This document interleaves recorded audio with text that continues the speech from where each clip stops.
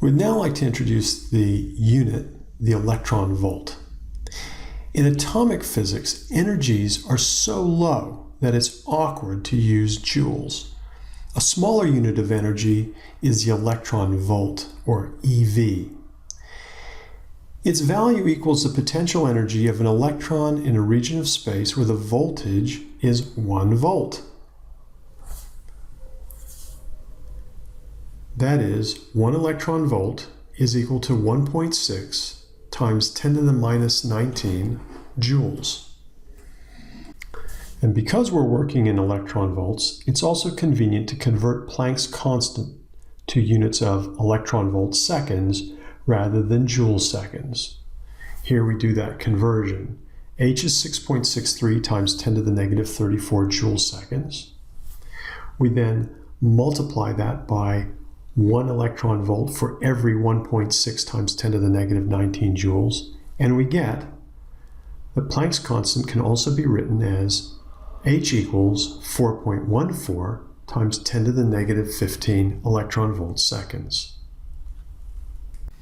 On this slide, we introduce something called the energy level diagram.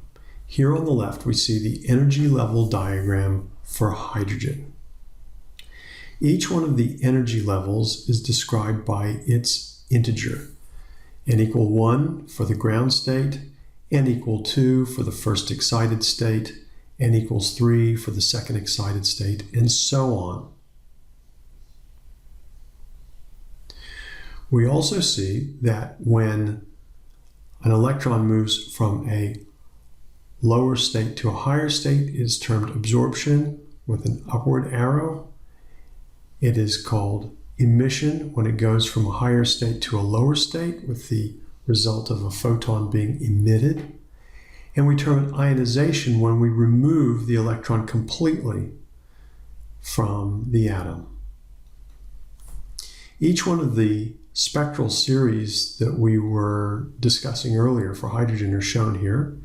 The Lyman series, which occur between any state and the ground state. The Balmer series, between any state above the first excited state and the first excited state, and so on for the Paschen.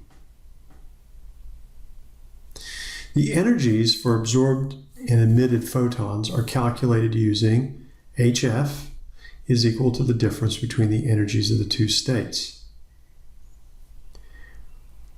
We can rewrite this by using Bohr's expression for energy as HF equals 13.6 eV times 1 over n for the final state squared minus 1 over n for the initial state squared. And you'll notice that this is in absolute values because it could be either for absorption or emission.